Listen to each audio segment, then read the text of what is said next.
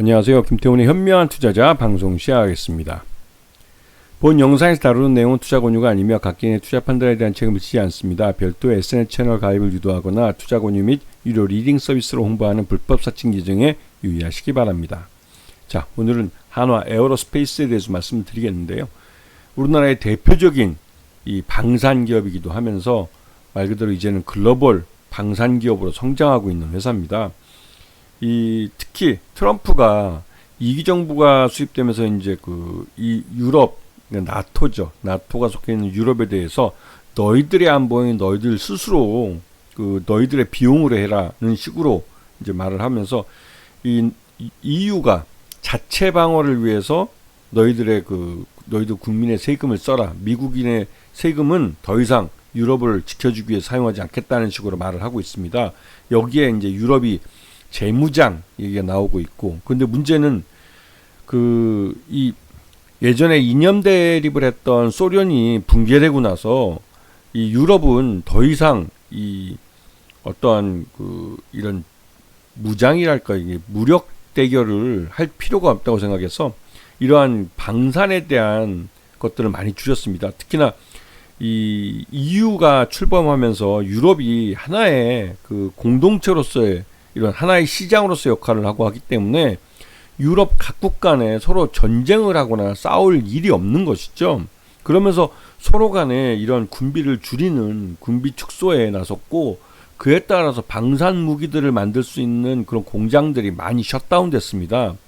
그러다 보니 지금 당장 이 방위비를 늘리라고 하지만 늘린 방위비를 당장 투자할 데가 없는 것이죠. 이 말은 이 대표적인 독일의 이 방산업체나 프랑스의 방산업체들, 이런 또 영국의 방산업체들이 당장 양산을 하더라도 이 유럽이 재무장을 하는데 필요한 무기들을 즉시 공급할 수가 없다는 사실입니다.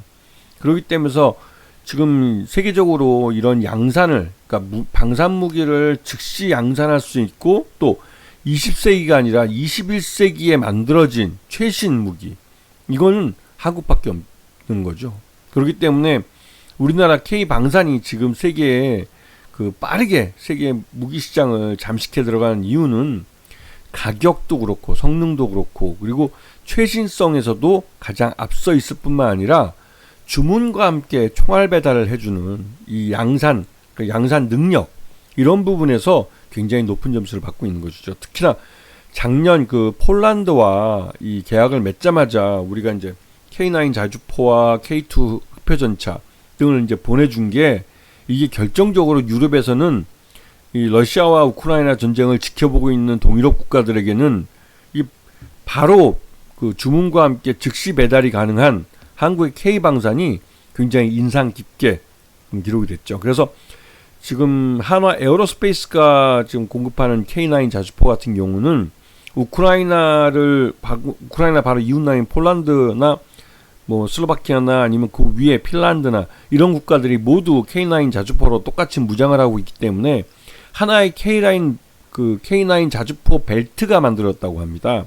그리고 이들 국가끼리는 K9 자주포 부품을 같이 공유할 수도 있기 때문에 거기에 이제 폴란드의 공장이 들어설 경우에는 말 그대로 이 동유럽과 유럽에 우리 K 방산 무기를 공급해주는 공급 허브가 되는 것이죠.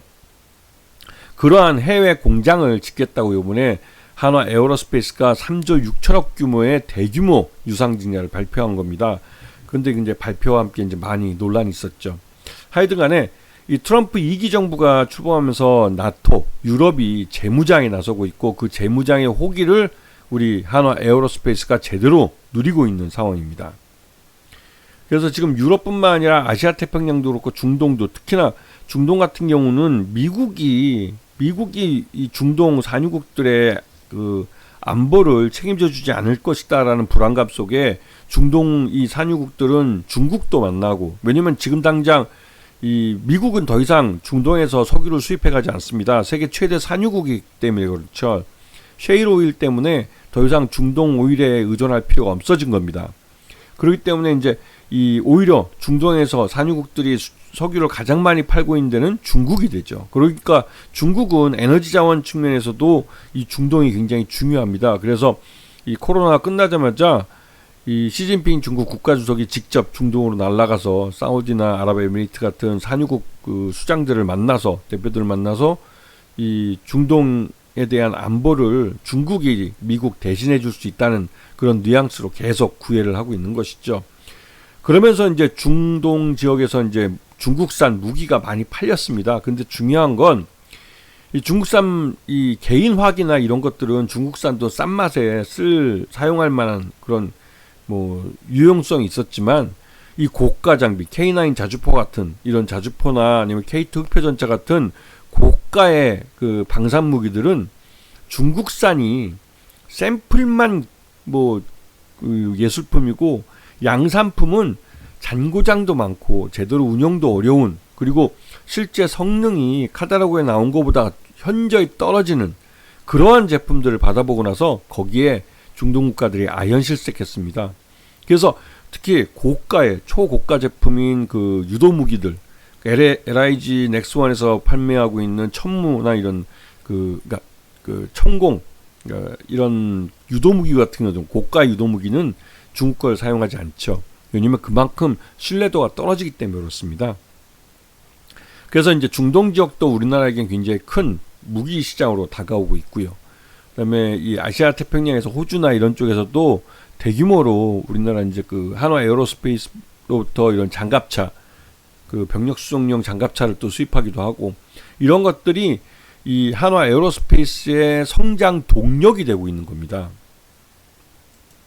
자, 그래서 지금 이 한화 에어로스페이스는 라인메탈이라는 그 이 석유, 무기 시장을 주름잡고 있는 그 서구의, 이게 독일인가 그럴 겁니다. 이 회사의 그 기업 가치와 이 한화 에어로스페이스의 기업 가치를 비교하는 표를 만들어 직접 뿌리기도 했는데요.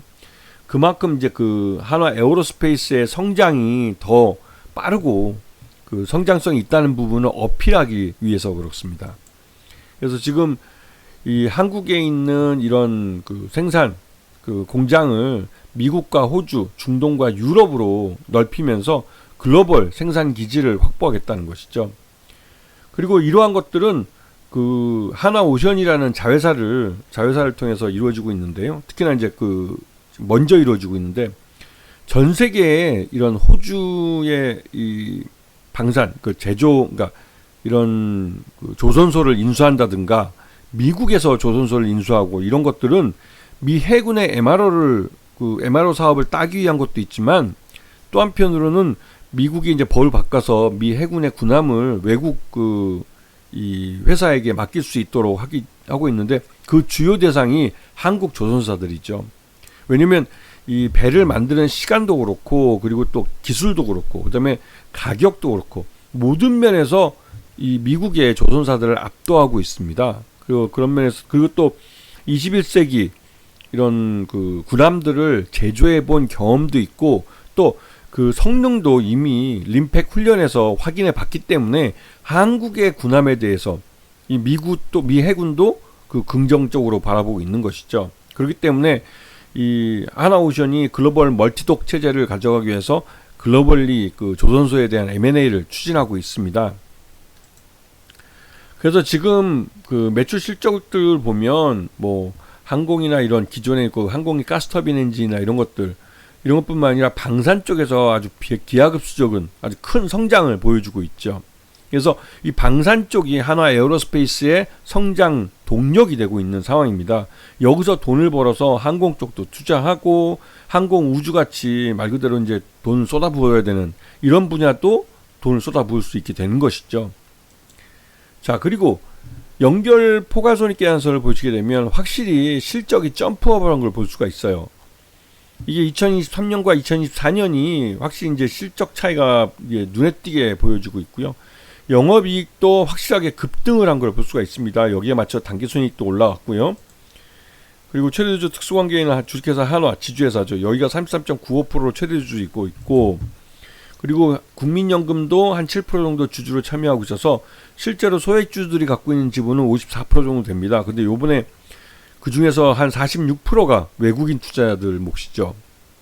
몫이라기보다는 외국인 투자자들이 지금 현재 투자하고 있는 지분율입니다. 그러다 보니 이번 유상증자 할 때도 외국인 투자들을 좀 달래줄 수밖에 없는 것이죠. 그래서 유상증자 이 조건을 변경을 했는데요. 그 주주 배정 후 실권주 일반 공모 유상증자는 2조 3천억 규모만 하고, 여기서 줄어든 1조 3천억은 오너일가가 제3자 배정 유상증자를 통해서 시가 배당, 그러니까 시가로 유상증자에 참여해서 이거를 이 일반 공모 유상증자에 참여한 주주들과 차등을 주겠다는 것이죠. 그렇게 해서 일반 공모에 참여한 유상증자에 참여한 일반 주주들이 이익을 볼 수 있도록 만들어 주겠다는 겁니다. 그래서 일단 이게 이제 먹혀서 유상증자에 성공할 경우에는 이제 한화 에어로스페이스는 3조 6천억이라는 돈을 보유하게 되는 것이죠. 근데 이렇게 된 이유 중에 여러 가지 복잡한 이유가 있는데요. 이게 이제 그 한화 에어로스페이스 쪽은 뭐 글로벌 이 방산 공장들을 글로벌리 만들어서 해외 시장에 진출해서 지금 물 들어올 때 빨리 놓줘야 된다. 이게 이제 논리고 명분이고, 근데 실제로 그 안으로 들어가면 한화 에어로스페이스가 약간 1조 3천억을 들여서 이 한화 에너지로부터 한화 오션 지분을 사들인 게 오너일가의 경영권 승계에 이 한화 에어로스페이스의 주주돈을 사용한 게 아니냐라는 비판을 받고 있는 점이죠. 왜냐면 한화 에너지가 결국은 이 한화 김승현 회장이 자기 보유 지분, 한화의 지분 50%를 새 아들에게 증여를 하면서 그 자연스럽게 한화 에너지가 이 지주회사 한화의 최대주가 된 겁니다. 이렇게 최대주가 되면서 말 그대로 그러니까 새 아들이 경영권을 가져가는 그림이 완성이 된 거죠. 여기에 새 아들 중에 이제 첫째 아들이 내는 그 증자금은 그러니까 그 이런 지주회사 증여를 받은 지주회사인 한화의 지분을 아버지로부터 증여받은 데 들어간 증여세가 한 2천 몇백억밖에 되지 않습니다. 2천 몇백억을 세금을 내고 말 그대로 한 이게 몇십조, 한 70조, 80조짜리 회사를 물려받게 되는 것이죠. 남는 장사입니다, 오너일가에게는.